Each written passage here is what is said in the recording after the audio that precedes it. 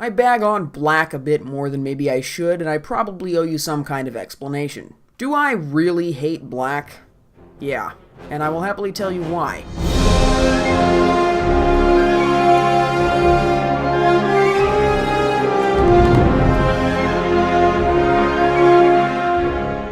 Blac is a product of its time, if nothing else. The video game industry was experiencing explosive growth in the mid-2000s, and as a result we were deluged with big-budget mass-appeal games. Most of these milquetoast, easily digestible shooters were even neutered down to a T rating to appeal to the youth market. Though as anyone who has been on Xbox Live can attest to, kids under the age of 17 have no difficulty getting their hands on M-rated games. Anyway, the effect of all this aggressive mainstreaming was a shitload of bland and bloodless shooter games in the mid-double-aughts, including Blac and Shadow Ops Red Mercury, which I've talked about before. Ironically, Blac still got rated M somehow, which will be a whole thing at the end of the video if you can wait that long. Blac was developed by the English studio Criterion, at the time riding high from the success of Burnout 3 Takedown, and supposedly they wanted to bring some of their appetite for destruction to an FPS game. Blac was hyped to Jupiter with two big features: environment destruction the likes of which had never been seen in a shooter, and gun porn so saucy you'd need to play with an old sock handy. Judged purely on those two features, which is how the game begs you to judge it, Blac is pretty terrible. Judged in the imaginary games vacuum most retro gamers pretend to live in, it's merely tolerable. I know there are some fans of Blac out there, and I'm sorry to be the one to tell you that this game you like is either terrible or mediocre, depending on how you look at it. Blac came out in 2006, and by then the environment destruction was already an incredible letdown, unless you maybe didn't play many other video games that decade. A lot of it is just basic ass shit, like Pariah's parlor trick of blowing up the explosive barrel next to the flimsy pillar to bring down a piece of a structure. Ooh, wow.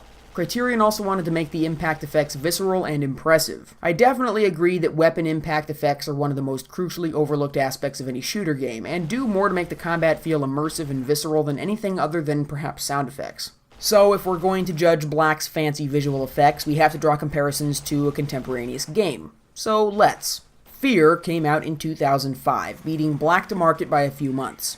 The end. Game over.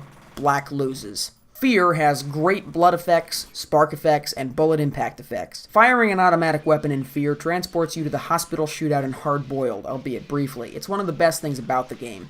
Blac is not as good. It has some decent dust and spark effects on bullet impact, but since there's no blood spray, enemies have exaggerated hit animations to compensate. It makes the combat feel like a workplace shooting at the Ministry of Silly Walks. That means that shooting near enemies is more satisfying than shooting at enemies because the eye candy is more impressive. You can shoot and destroy small pieces of cover, though there's no bullet penetration mechanic, and fucking everything explodes.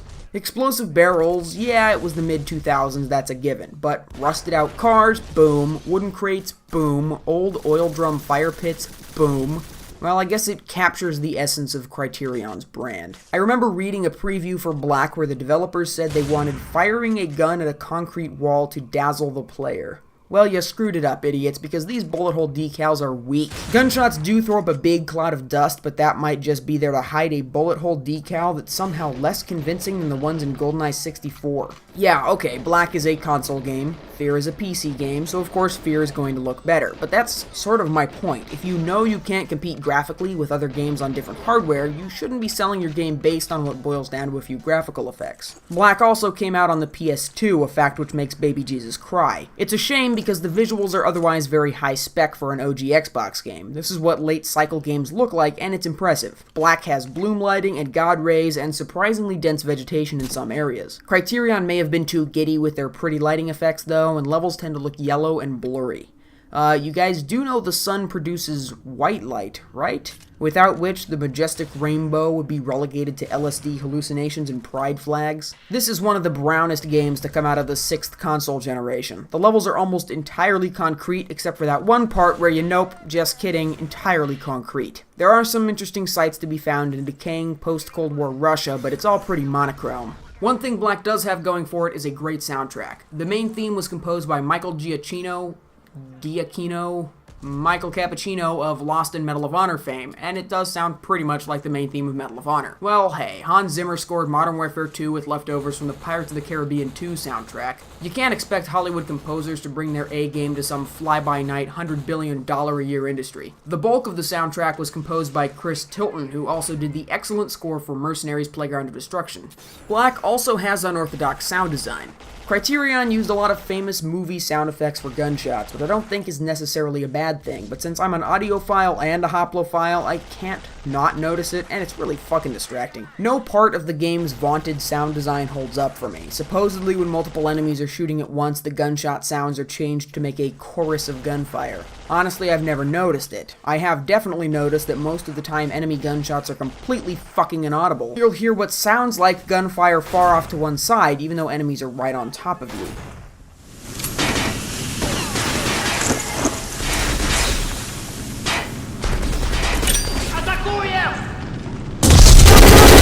What Criterion talked about even more than environment destruction was the game's arsenal. Blac was pitched relentlessly as gun porn with bombastic, highly detailed weapons. What a fucking joke. This does not count as gun porn. These guns are some of the fakest shit to ever grace a video game. And I know bolt handles and ejection ports are always on the wrong side, and brass ejects left because it looks cool and whatever, and that's fine. Except in games that bill themselves as gun porn. Because obviously the inspiration behind gun porn is regular porn, and I have yet to see a porno where a woman has 10 extra eyeballs or an arm sprouting out the back of her fucking knee. I'm not saying there isn't a market for that, as evidenced by the existence of hentai, but that sure isn't what you think when you hear the word porn unless you're a very warped individual. Is that analogy too horrifying to even consider? Let's try again with food porn. Food porn is pictures of delicious food.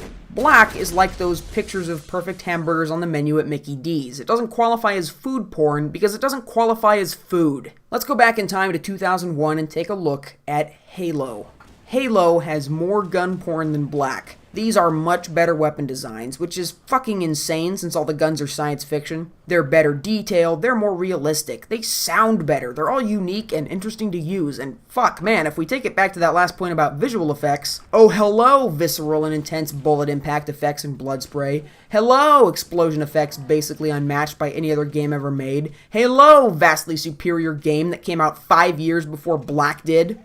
Blac also pioneered the deplorable practice of using depth of field to blur out the whole world when you reload your guns. It's distracting, it's borderline headache-inducing, because that's not how focusing works with a fucking human eyeball. I'm going to just sidestep into a furious tangential rant for a second. Could every single game developer in the universe going forward cease and fucking desist with the fucking depth of field shit? This isn't how eyeballs work, motherfucker. By selectively focusing on usually whatever is closest to the center of the screen, you're taking away control of my character's own visual faculties. It is infuriating and borderline nauseating to have to wrestle with a game to get the camera to focus on what I want to look at. On every single game I play, the first thing I do after inverting the y-axis is to disable motion blur and depth of field. The human eye is already organically limited to focusing on one thing at once. The human brain is already unable to focus on things that are moving too fast. You do not have to double up the innate deficiencies of the human goddamn anatomy. Fucking stop it.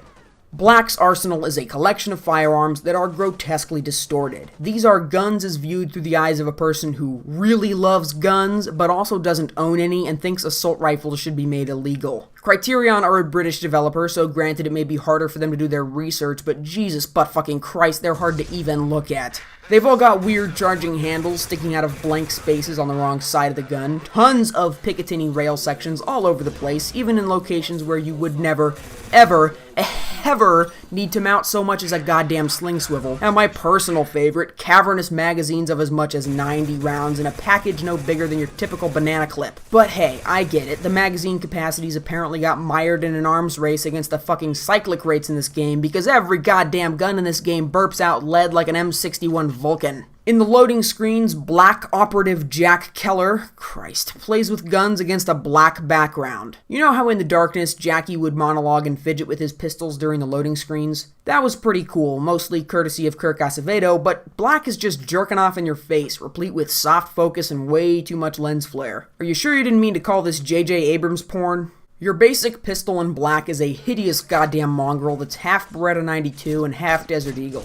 It looks terrifically stupid. Adding some Desert Eagle lines to a Beretta 92 ruins the look of a 92 without giving you any of the menace of a full-on massive Desert Eagle. You didn't come up with anything interesting here, you just took two delicious ingredients and ruined them both comprehensively. My favorite video game Beretta is a very close competition between the Max Payne Beretta and, strangely enough, the M9 and Delta Force Black Hawk Down. Weird pick maybe, but there's just something about the way you hold it at low ready then raise it to shoot. And it looks and sounds good too.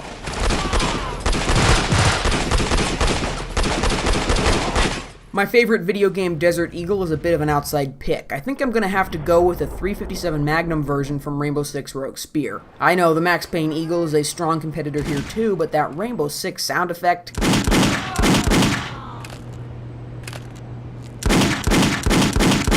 Damn. It may be out of place in a Rainbow Six game, but I love it anyway.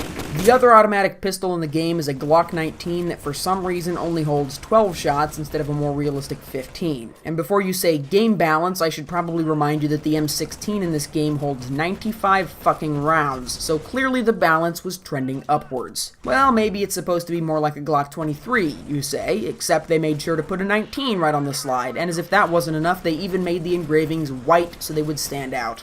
My personal favorite video game Glock is... there isn't one. Glocks really get the shaft in video games, don't they? Even in more realistic shooters like Counter-Strike, they still barely throw out scratch damage. I guess my only real choices are between Half-Life's 3 polygons worth of plastic perfection or the variety of weird John Wick Glocks in Payday 2. I can't make this particular Sophie's choice, so you let me know what your favorite game Glock is. Blac also sports a Smith & Wesson Performance Center style 44 Magnum, the only gun in the game that doesn't make me want to drown things. Jack reloads the Magnum with a speed loader, but because this game is way too high on its own supply, he smugly admires the speed loader before inserting it. I'll admit I'm a sucker for when games use body awareness to enhance immersion, but sometimes it's a bit too self-satisfied. Look at us, we animated a speed loader. Wow, nice work. In the future, how about you don't waste my fucking time with these padded reload animations or ridiculous stage business when you draw a gun. Leave the flip-up sights flipped up, dumbass. You're never not going to need them. Both Half-Life games have a Magnum that's even better, but if a Colt Python and 357 isn't close enough to count, let's go with the Smith 29 from Payday 2. Shotguns in Blac serve a dual purpose, as a CQB weapon and also as a tool for shooting down doors. But not in a cool way. Instead of blowing off the lock part, allowing the door to swing wide open, you just shoot at any old place and it falls over, largely unharmed. Apparently, doors in the Blac universe are just sort of wedged in place without hinges or locks. As with most games that feature a SPAS 12, it's only used in pump action, which is weird since the selling point of the real SPAS 12 is that it was primarily a semi-automatic shotgun. And gamers are so used to seeing the folded stock up on top of the gun that of course they can't have it extended and actually usable. I can't fault Criterion for any of that, it's ingrained in gaming so thoroughly at this point. My favorite SPAS 12 in gaming is not the customizable one in Hitman Blood Money, even though it is crazy awesome and has the stock as a removable option. And flechette ammo, and red dots, and a silencer. Good grief, Blood Money is a ridiculously good game. Who wants to play Blood Money right now? I know I do. My favorite might actually be the so-called Frenesy 12 from The World Is Not Enough on the N64. It's modeled without the stock folded, which is refreshing, and has pump or semi-auto firing modes. It's damn satisfying to use, even in a game with terrible impact visuals. But you reload shotguns and bolt actions in this game one round at a time, and after every shell, Bond pumps the action. There's no way you could ever get more than one shell in the gun at a time if you were doing that.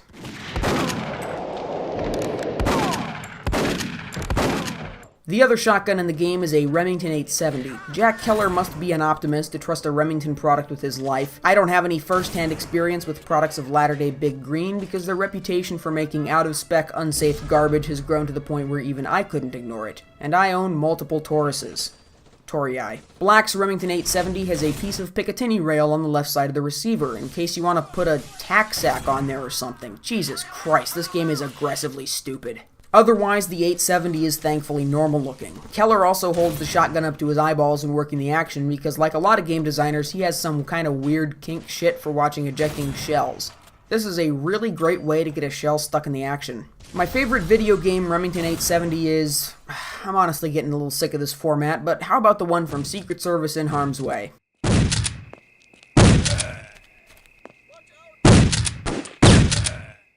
Any game where you shoot 90% Russian grunts and 10% Russian mafia toughs is going to have an AK/AKM. Blac's AK is spastic and inaccurate. It holds a modest 60 rounds, approaching drum mag capacity, and has this little piece of badly modeled Picatinny rail on the top cover. For some ineffable fucking reason, the bolt locks back on empty, but then automatically drops when a new mag is inserted. And then Keller racks the charging handle anyway. Who made that decision? Because you know it was a decision. Nobody models the gun this way on accident. And it happens with all the rifles in this game. What a weird mistake to make. My favorite portrayal of Mikhail Kalashnikov's pretty good rifle is a newcomer, Rising Storm 2 Vietnam. I love the way it handles and sounds, and I love that there are 3 variants, the Russian AKM and the fixed and folding stock versions of the Chinese Type 56. I especially love that the Chinese version has a higher rate of fire than the Russian version, just like the real rifle. Most of all, I love that this is a game where you can choose to fold or unfold the stock, and that there's actually a reason to do so. That's good gun porn. Blac's obligatory M16 is actually a carbine-length AR, but I don't expect anybody to get that right or really care. The M16 is remarkably free of excess Picatinny rails, except for this anomalous growth above the handguard, so they could mount some kind of unusable flashlight on there. Criterion partially mirrored the model and texture on the gun, so it has 2 forward assists, one on each side for maximum assist. The M16 holds 95 rounds, which at this point in the game shouldn't faze me, except that they went ahead and modeled it with a Vietnam-era 20-round magazine, because they hate us and want us to suffer. The M16 has an underbarrel grenade launcher, but only if you unlock it on Black Ops difficulty, which nobody will ever bother to do. Some levels also feature a standalone M203, which looks retarded, but not unusually so by this game's standards. If you look at a box of grenade launcher ammunition, you'll notice the shells all have a bunch of little holes in them, because they're airsoft grenades. Gold star, Criterion. How are you this fucking dumb? There is no shortage of AR-15s in video games, but if I had to pick a favorite, it would be the CAR-15 and M16A2 and Delta Force Black Hawk Down. They look great and are satisfying to use, but they earned a place in my heart because of how that game integrated the underbarrel M203 grenade launcher. In Black Hawk Down, you can hold the control key to temporarily switch to the underbarrel launcher, fire off a 40mm grenade, and then switch back to firing the rifle. It has nearly as much convenience as the instantly accessible secondary grenade mode in less realistic shooters like Half-Life, but it's much more authentic. The grenades have a realistic trajectory, which makes them useful at range, and a semi-realistic minimum arming distance. These grenades don't just poop out of the end of the tube like in Soldier of Fortune 2 or some shit. Black Hawk Down also has great sound effects and explosion visual effects, so grenading an Obligator RPG team stays satisfying no matter how many times you replay the game. The M4 carbine from Secret Service is a close second, if you're keeping score. Blac's token Gangster Gat is a Mac 11 with a lot of weird shit attached to it. It's got a side-mounted charging handle, a red dot made out of an HK front sight post, more fucking rails, including one on the back end of the receiver. God damn it. How exactly do you come up with this shit? Apparently this one is modeled off of an inexact airsoft replica of the Mac 11, which makes it fake twice. And hey, how about you show it with the stock extended so the gun is actually usable? That would be real gun porn. That's what people who actually like guns want to see. And isn't that your target demo? Making gun porn for people who don't like guns is like making regular porn for eunuchs. As badly as I want to put the Mac 10 from Payday 2 on the list, I had to go with the Mac 10 from Far Cry 2. The Mac 10 and the Uzi in Far Cry 2 maybe aren't the most realistic portrayals, but they're punchy and satisfying. I think Far Cry 2 is proof that you can get away with a lot of inaccuracies and still satisfy gun nerds. Failing that, the Ingram from Max Payne will kick your dick back out through your butthole. The Uzi in Black has a weird skinny ejection port on the wrong side, plus a side-mounted charging handle. The original charging handle is on top of the gun, but it's now purely ornamental. Plus it has what looks like a bit of 1913 rail on the top cover, except it doesn't stick up as far as it should. Maybe somebody left the Uzi in their car on a hot day and the rail section melted into the top cover. Fuck.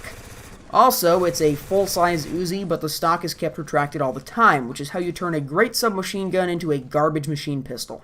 And the gunny for Best Uzi in a video game or other interactive medium is... oh my god, no way. Secret Service in harm's way.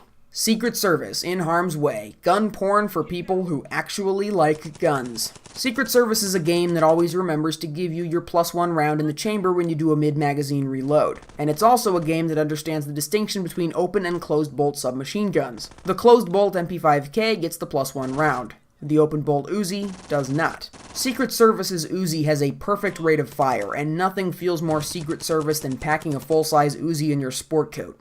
The least offensive gun in the game is an HK MP5. It uses the sounds from Bruce Willis's MP5 in Die Hard, and it doesn't look too heinous. All of the guns have an obnoxious draw animation, and the MP5 doesn't break that mold. When you whip it out, Keller extends the stock. Well, Jesus, now you actually care about using the stock?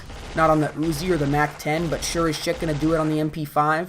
Blac's Resident HK subgun features an 80-round assault clipazine, and I love how the finish is worn off and you can see right down to the bare plastic. That's not how polymer wears, retards. God, I hate England so much right now. For an even better video game MP5, look no further than the original Rainbow Six trilogy. It's your bread and butter weapon in those games, and the 10mm FBI version is available too. It's hard to get excited about weapons you can't ever see in Rainbow Six and Rogue Spear, but by Rainbow Six 3 they had modeled all the guns in first person, and did a fantastic job with weapon handling and reloads. The only remaining downsides in Rainbow Six 3 are the mystifyingly low polygon counts of the guns and the lack of an iron sights mode. And for those of you whining, iron sights are why shooters aren't fun anymore, how about you shut the fuck up? Iron sights mode in a shooter is like manual transmission in a racing game. If you're not really into the genre, you probably won't give a shit, but then why should developers cater to you?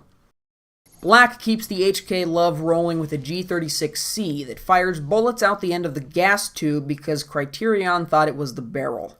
Nice. The ambidextrous charging handle that's the best feature of the real G36 rifle platform has been replaced by yet another side charging handle on the wrong side of the gun. The G36C holds 70 rounds, why not, and has several sizes of Picatinny rail on it. The ones on top of the carry handle are too widely spaced. The ones on the sides of the handguard are too wide in general, and the ones underneath the carry handle are an affront to human dignity. The G36 has had surprisingly little representation in video games, partly because it's so new. Even so, the XM8 that never made it out of the prototype stage may have been in more games than the G36 has, and I'm not surprised. The XM8 looked fucking cool as shit. The G36 is just too boring to have ever been a standout weapon in a game. The MG and rifle versions of the gun were pretty solid in Ghost Recon Advanced Warfighter 2.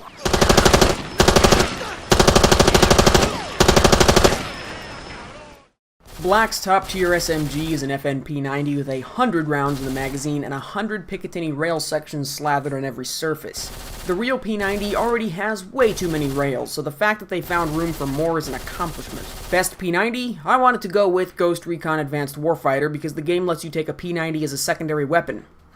Which would I rather have as backup? A bone stock Beretta M9, virtually unchanged from its adoption in the late 80s? Or an FNP90, a fully automatic submachine gun that has a magazine stuffed with 50 rounds of high-velocity, semi-armor piercing ammo? Now, what I'm actually gonna pick is the P90 from Counter-Strike. OG Counter-Strike was one of the first FPS games I can think of to have really detailed weapon models, though granted they were all lefty-flipped and had some weird mistakes. Counter-Strike's arsenal had great visuals and sound effects, and the gunplay had a raw and organic feel to it, which I think a lot of gamers take for granted. The reason shooter games of the aughts like Killzone, Blac, Shops, and more were so bad was due in large part to robotic and monotonous shooting mechanics. Blac's machine gun du jour is the M249 SAW, you know, because the game takes place in Russia, and you're fighting against a bunch of Russian paramilitaries and gangsters, and the M249 SAW is extremely popular with Russians because it shares a caliber with the ubiquitous Russian assault rifle, the M16. Oh hey, can you tell this game is the foundation of my eventual insanity plea? My pick for a video game M249 is in the first few Ghost Recon games. It's just so satisfying. Nothing else lets me indulge my fetish for cyclic quite like a good LMG.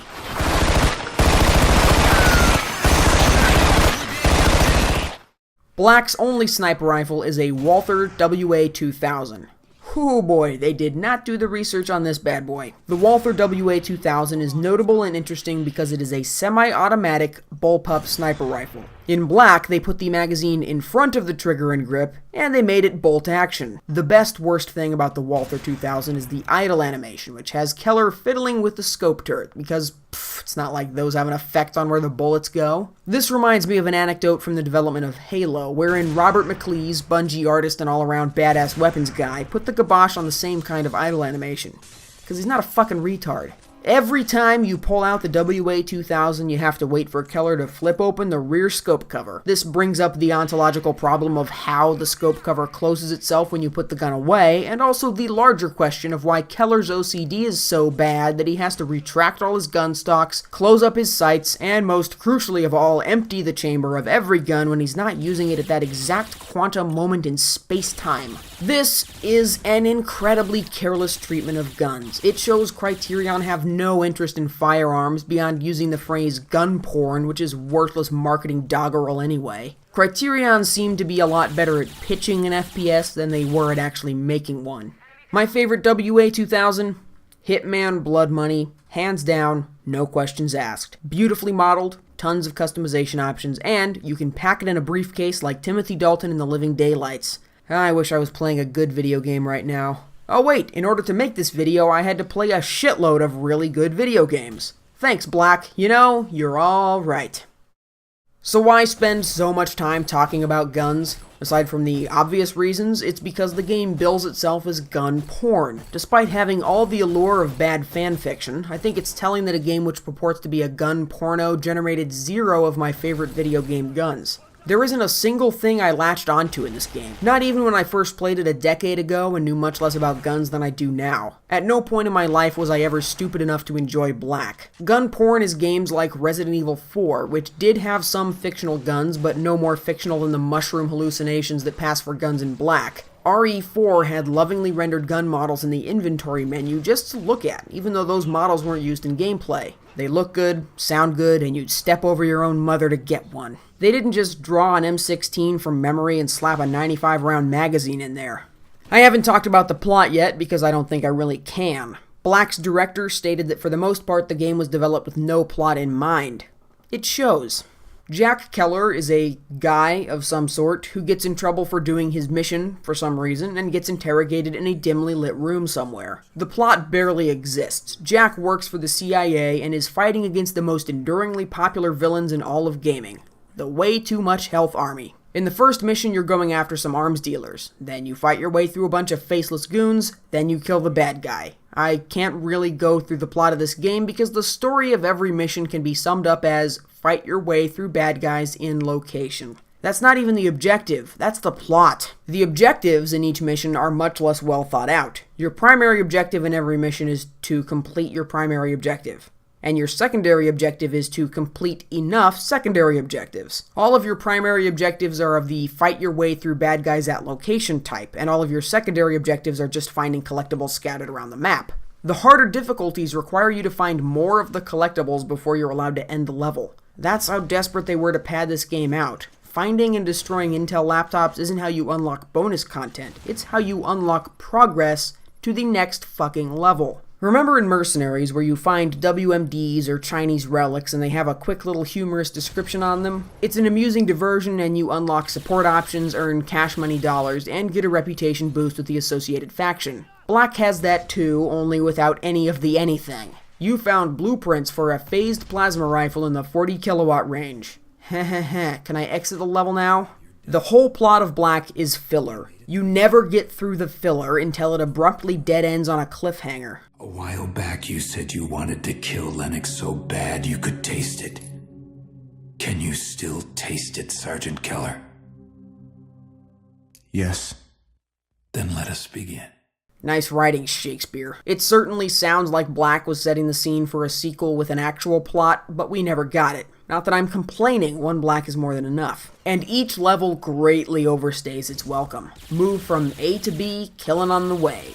Sometimes you blow up those classic video game sets of 3 to move on. The enemies are all the same, there's a shitload of them, and they all take way too many shots to kill. You only have a few guns per level, and they go on and on about twice as long as any reasonable person would ever want to play. The story does not develop during the mission, so you're just in brain-dead murder mode for 40 minutes at a stretch. This game really sucks. Even though Blac has a minimalist presentation and a minimal amount of game mechanics, it did not come with a minimal price tag. Blac has 8 missions clocking in at a glacial 30 to 40 minutes each, no multiplayer, no replay value, and a price tag of $50. I gotta tell you guys, as much as I love Modern Warfare 2 for its storytelling and music, and nothing else, I never got the hype for the original COD 4 Modern Warfare. And I think the main reason why is that I played games like Black Hawk Down, Shadow Ops, and Blac, which kinda hit all the beats of Modern Warfare years before that game came out. Blac has a sneaky forest level with farmhouses in Russia, very reminiscent of parts of Modern Warfare 1 and 2. There's a gulag level with riot shield enemies and a callback to the shower shootout in The Rock, which was also referenced in Modern Warfare 2. What makes Blac far less engaging than Modern Warfare or Shadow Ops is the delirious and confusing storytelling. The dialogue in the missions and cutscenes is so vague it's hard to tell what's happening before your own eyes. When you exit a level, it fades to black, and then in the following cutscene you get a one-sentence exposition dump that glosses over the events between levels. The stuff you don't get to see sounds much more interesting than the actual game, but you're experiencing it almost third-hand. You never see or meet the main antagonists in the game, but Jack Keller seems to meet them between every fucking level. I made my way up, and that's when I saw him. The fourth guy? Yeah, the fourth guy. Show me that. Don't just tell me about it. God damn it. My most enduring memory of a game as bland and immediately forgettable as Blac came to me courtesy of official Xbox Magazine and Geoff Keighley, who at the time wrote an op-ed on the last page of every issue. In 2006, when Doritos was but a twinkle in his vacant dead eyes, Geoff penned a piece about how Blac was a transformative masterpiece that was destined to revolutionize the gaming industry. It was such a flagrant smirking puff piece that OXM had to put a disclaimer on the article, saying they disagreed with Geoff's assessment, as their Luke Cool review in the same issue would show. That issue of OXM was my own private Gamergate. That one-page op-ed by Geoff Keighley was when the magic died, when my optimistic enthusiasm for the next big game turned into the sneering, sarcastic nihilism you see on display right now. I learned two things reading that article. Video games journalism, by definition, isn't, and Geoff Keighley is a piece of human garbage. Blac makes for a good comparison with Shadow Ops Red Mercury, as they were both glossy, vapid, mainstream shooters that turned out to be crucially lacking in the gameplay department. At least Shadow Ops had a fun story, but Blac was just a big cake made out of styrofoam and frosted with bathroom sealant. Another comparison I like to make is The Club, a 2008 Xbox 360 game also developed by a studio better known for racing games. The Club was developed by Bizarre Creations of Project Gotham Racing Providence and carried their signature style over to the shooter genre. Namely a timed score attack system with multipliers, style bonuses, and other pretty anomalous shit for a game about killing people. The Club is not only a better shooter than Blac, but the borrowed racing game elements are much more fully realized. It's still not my jam. Playing The Club and going for score is like taking the SATs. It's frenetic and stressful to be under the clock and scored on everything, when a shooter should be more exhilarating and organic. Blac is not totally irredeemable. There are a few fun levels mixed in with the boring grindhouse stuff, and the last few levels really step up the destructible objects. The cover art is indicative of what the game is. Just shooting. Just lots of shooting and nothing else. The back cover continues the theme. All guns blazing. Yep, that's about the shape of it. There is literally nothing about the game's story they could use to draw an audience, and they fucking knew it, so the blurb on the back is short and to the point. As a Blac operative, you'll obey no laws. Know no borders, even though the game takes place entirely in one small town in Russia. Kill without mercy, and live by the 5 rules of guncraft. Guncraft? Oh, suck all of my dick, Criterion. Number 1. Guns are the stars. No, they aren't. Hideous mutated people do not star in movies, and shitty, badly researched guns do not star in first-person shooters. Number 2. Every bullet is your baby. What the shit does that mean? Every bullet is your baby? Not in a game where the guns all have 100-round assault clips and enemies take like 20 shots center mass to drop. Every bullet is not a baby. Bullets in this game couldn't even come close to hurting a baby. They're pathetic. They're so weak a single shot is never of consequence. Number 3. Bigger guns, louder explosions. Is that a rule? I think your syntax kinda pooped out for a minute there. This one doesn't even make any sense. Number 4. Leave a trail of destruction. Nah, bitch, you already left the trail of destruction for me and then laid out a bunch of explosive barrels and shit. This game is like Hansel and Gretel with hand grenades. Number 5. Get creative with your kills. You can't. There are a few scripted kill moments per level. Otherwise, it's the same shit ad infinitum. Blam, blam, blam. Oh, hey, maybe I'll mix it up and not shoot this next guy.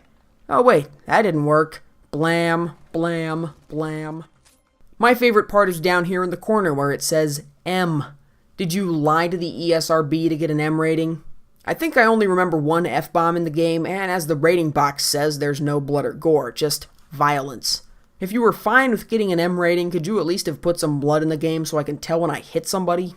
The bottom line is that if you played Blac and thought it was good, it's because you were 10 years old and you didn't know what a fucking gun looked like. If you want a game with cool guns, cinematic level destruction, or a good story, play anything else before you play Blac. And even then, don't play Blac. When I called Blac a big budget flop in the Shadow Ops Red Mercury review, like 6 years ago, some viewers took exception. I'm not sure why. Blac was clearly a flop.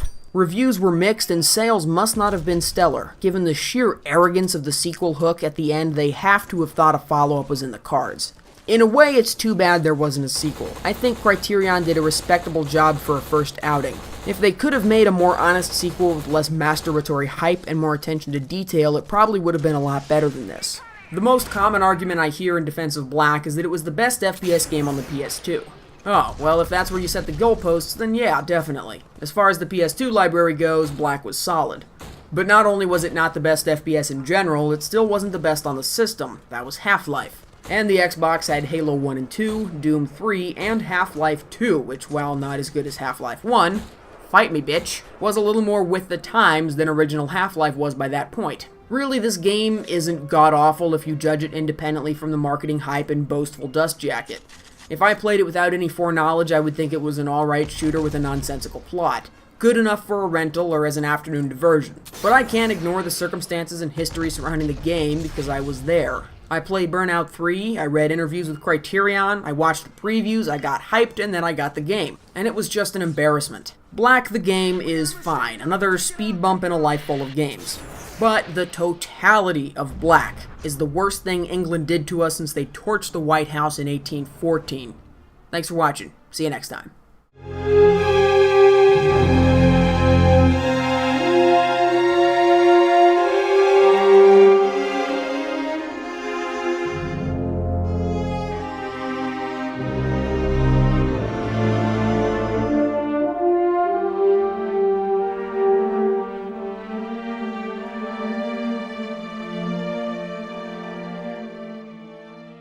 Is your idea of porn a woman with a horizontal vagina in her stomach getting sexed upon by a dude with a penis coming out of his fucking shoulder blades?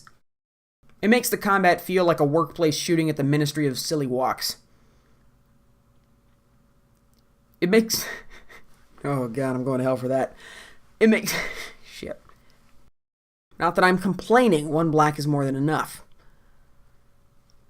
Don't edit that to make me sound racist.